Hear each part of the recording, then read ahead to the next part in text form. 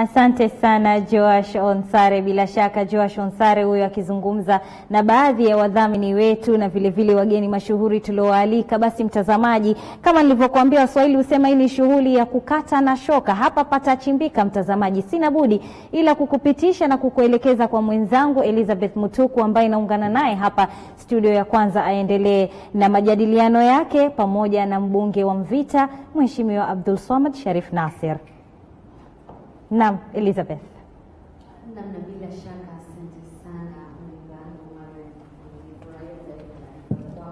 na masuala ambayo umeandaa katika upande wa pili. Sasa niruhusu tuendelee kuzungumzia masuala haya kuhusiana na pwani, na zaidi ya yote ripoti ya BBI, na ambayo kidogo namjua mwenzangu na ambaye ni kiongozi wa pwani Abdulswamad Sharif Nassir anaiunga mkono, lakini atanieleza itawafaidi vipi wa pwani.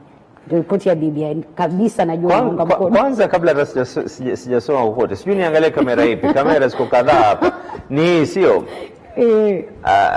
Sijui kama producer atakuwa na zoom kwangu, ningeomba haya. Sijali tutachukua. Ndugu yangu sikizeni na tuweze kuelewana. Tafadhali jisomee. Propaganda za watu wanaongea mambo ambayo kwamba hayapo, watu wengine wana exaggerate maneno mengine. Hakuna tena, hii sio ati masala ya kuwa itasaidia vipi, lakini ni jambo ambalo kwamba Wakenya wamekuwa wakilia kwa muda. Wakenya wamekuwa wakilia yale matatizo yote Wakenya wakililia yameweza kuwekwa na kujumuishwa pamoja, na watu wanaambiwa ya kwa sasa jiamulie. Najua unaiunga mkono na nitarejelea tena.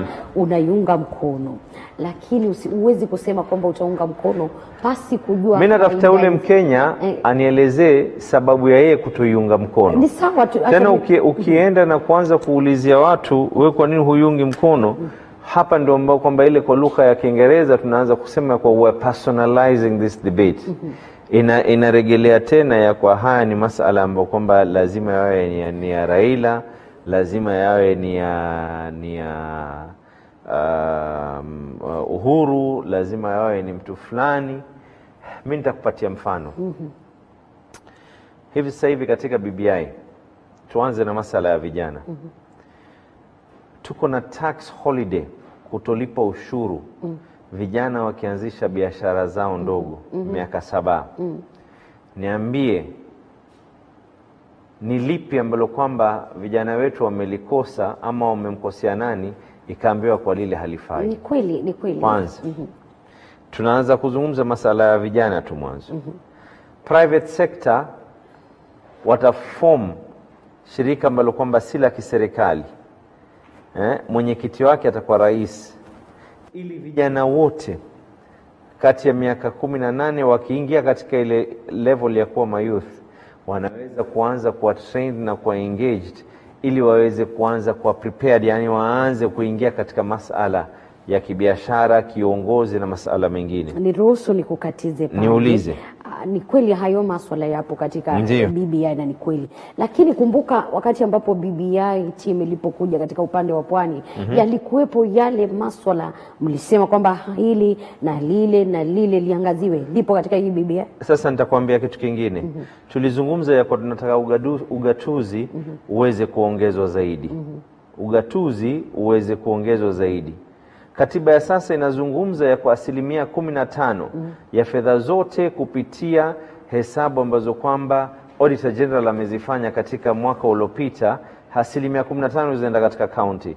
Hivi sasa hivi inaambiwa ya kwa haitoweza kupungua chini ya 35%. Ni ugatuzi umeweza kuongezwa ama kuongezwa?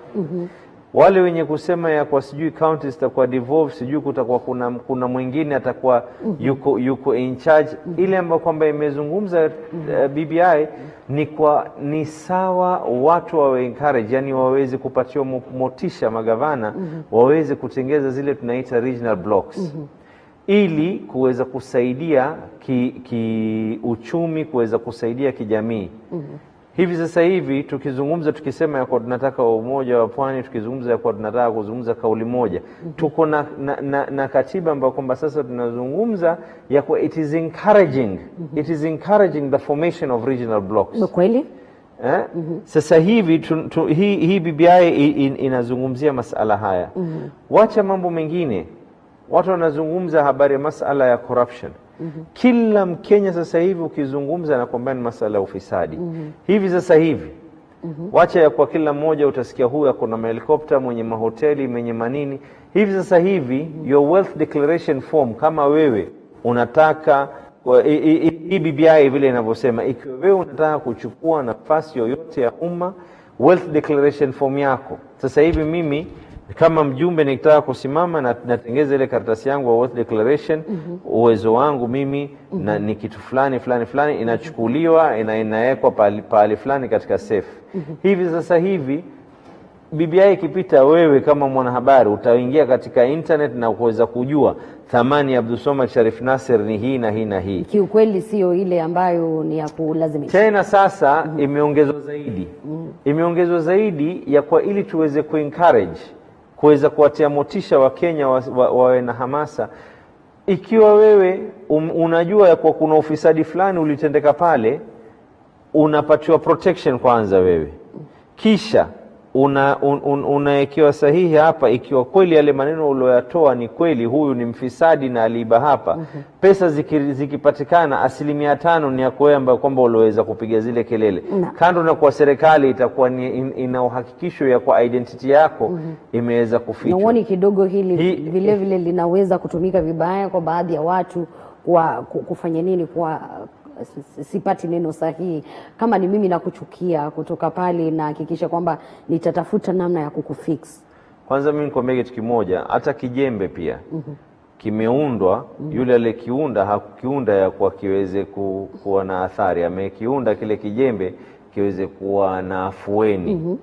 Ikiwa mwenye kukata kucha hakusema ya kwa ukishakiunda hiki basi tusikate kucha, kwa sababu katika hali ya kukata kucha kuna hatari ya kutakuja kujikata na kidole.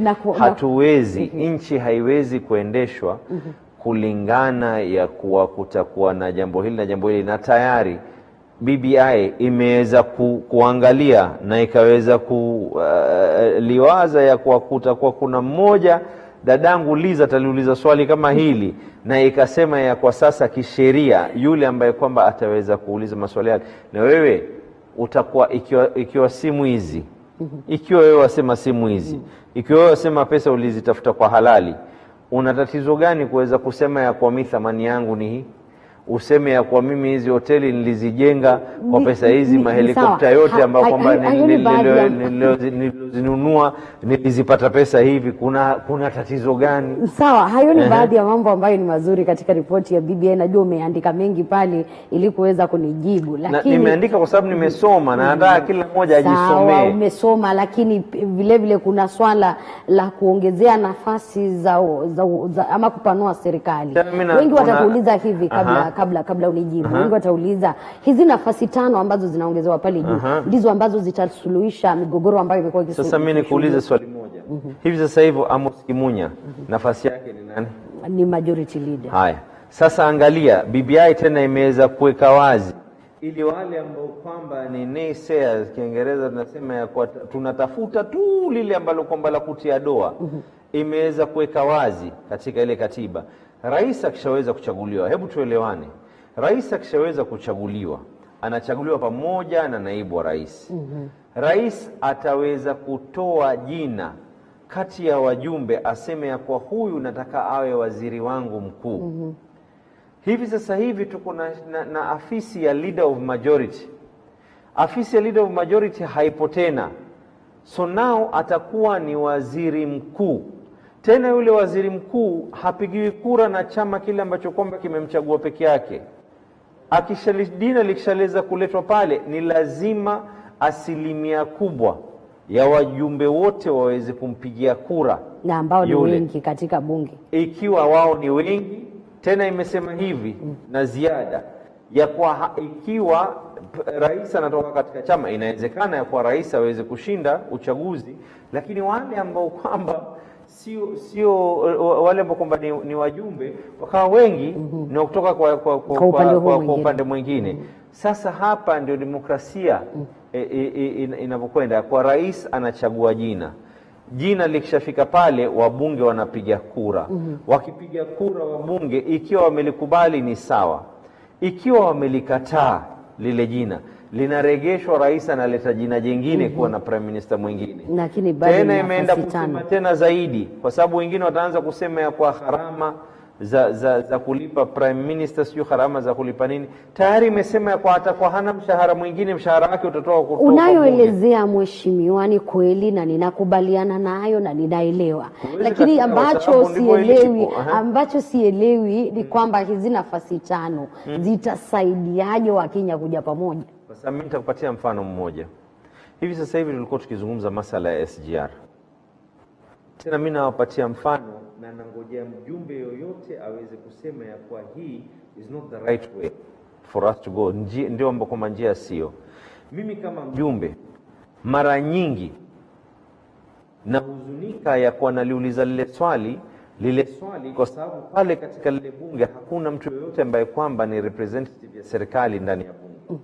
Lile swali linachukuliwa linapelekwa kwa kamati yenye kuhusika. Swali langu la mimi kuuliza ni kwa nataka kujua hii lockdown iliyofanywa katika Old Town na Eastleigh, nataka kujua ni sababu gani iliweza kufanywa ile lockdown.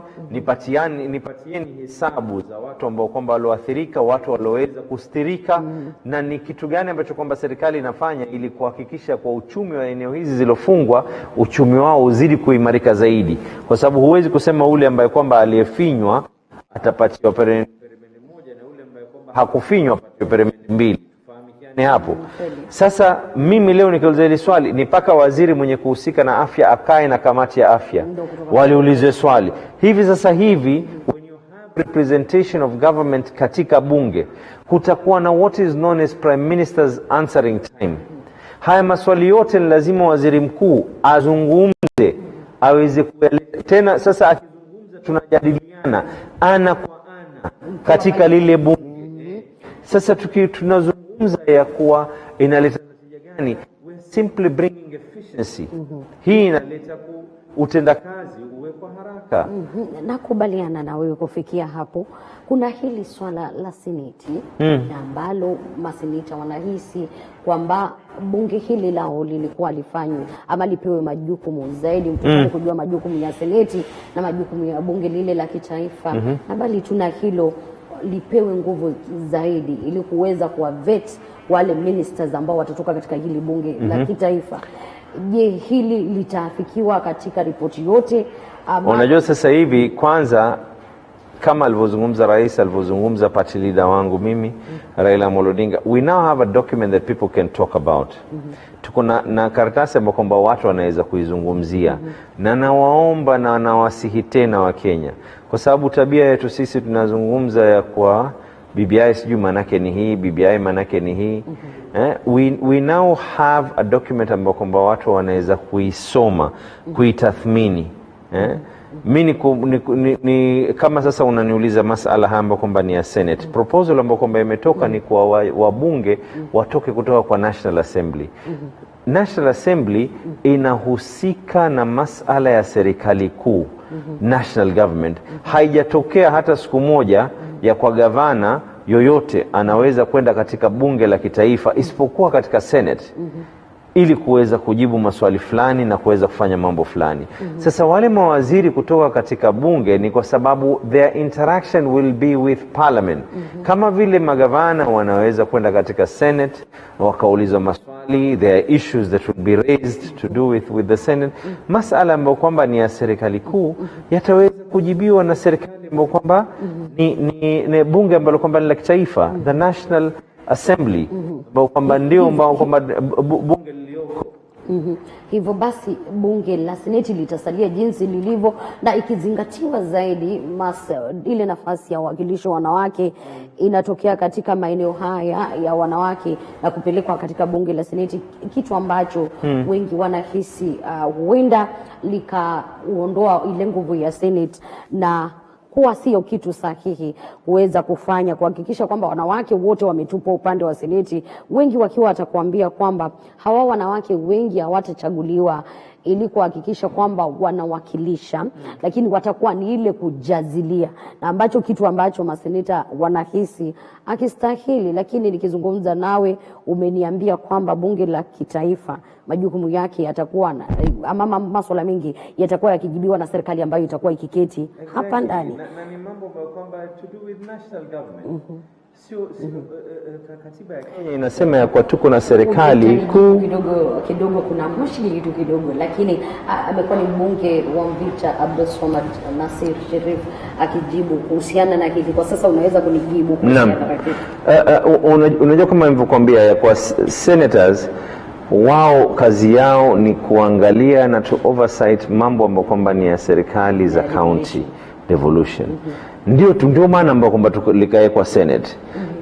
At the same time wale ambao kwamba ni wajumbe wa bunge la kitaifa kazi yao ni kuangalia mambo ambayo kwamba ni national government related.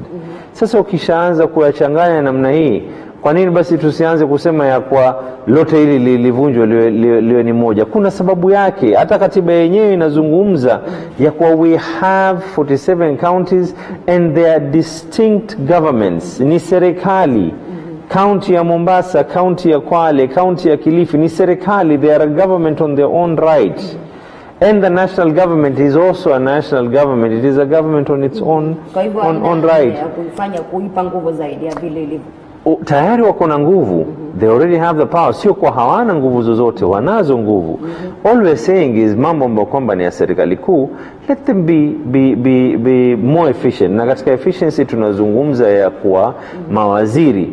Tena katiba hii ambayo kwamba BBI inazungumza, kwa sababu wengine wanasema ya kwa mawaziri kutoka kwa bunge sijui mshahara utakuwa unazidi. Tayari document inasema ya kwa ikiwa wewe ni mbunge na umechaguliwa kuwa waziri, mshahara wako utakuwa ni ule, hupatiwi mshahara mwingine. And by the way there's something else ambayo kwamba watu, hii ndio tatizo, na waomba tena na wasihi watu, someni, jisomee mwenyewe hii document. Hawatapata nafasi kusoma. Kuna wale ambao wajua tu hawawezi kusoma. Na ni majukumu yetu sisi kama viongozi kutoweza kuzungumza lugha ambayo kwamba itakuwa ni wenye kupoteza. Ni majukumu ya vyombo vya habari.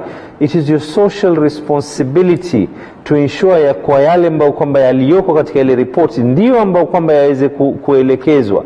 Right now as we're speaking, hii BBI report inasema ya kwa ikiwa wewe you are a public officer earning a salary, ikiwa wewe ni mtumishi wa umma na unapokea mshahara, huna tena allowances. Na ni kitu ambacho unaona kitasaidia chochote? Kwa nini kisaidie? Sasa hivi tayari Wakenya unasikia kwa Mkenya analalamika ya kwa mbunge anapokea allowance, sijui MCA anapokea allowance, sijui huwa anapokea allowance. Sasa tayari kuna njia, wacha kusema ya kwa kuongeza, kupunguza the wage bill. Kuna swala la gender, two-third gender rule, right, ambayo bunge la kitaifa lilishindwa kuafikia. Sio kwa lilishindwa, lilijaribu kwa muda wa mara kadhaa. Na nitakwambia kitu kingine, hata kuna ruling ya High Court ambayo kwamba ilizungumzia ya kwa hili jambo haliwezi kutendeka mpaka IEBC. Iko ruling ambayo kwamba iliyoko, it is unfortunate ya kwa jaji mkuu Maraga did not look into that. Hili ni jambo ambalo kwamba tayari lilikuwa liko kotini. There was already a ruling that had been done ya kwa IEBC, lazima waweze kuangalia.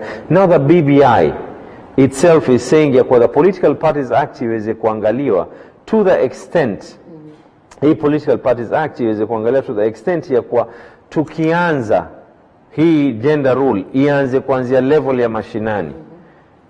Hii report ya BBI inazungumza ya kwa ikiwa wewe ni gavana ni mwanamke, deputy governor wako lazima awe mwanamume. Hii report inazungumza ya kwa ikiwa wewe ni gavana ni mwanamume, deputy wako ni lazima awe ni mwanamke. Wacha kabla hujaendelea nikuulize hivi, iwapo leo utakuwa ukiwania ugavana hapa Mombasa, hautaona shida kumchukua mwanamke kwa deputy? I believe in women empowerment. Mimi mwenyewe kibinafsi naamini in women empowerment. My fund manager right now katika Mvita ni mwanamke. majority of hizi committees ambazo kwamba niko nazo mimi, it is women who are running them. And mimi hata katika siku zote za kupiga kura ya hii gender balance, mimi niko katika bunge katika siku zote, sio ati nilikosa hata siku moja. As a matter of fact, nakumbuka wakati mmoja katika hizi za mwisho tuli come up with a campaign ya kuwa kulikuwa kuna mawardi ambayo kwamba yalikuwa yako pale, yani to show that a real man, mwanamume wa kisawasawa hasemi ya kuwa thamani yake iko juu zaidi kwa sababu ya kumgandamiza mwanamke.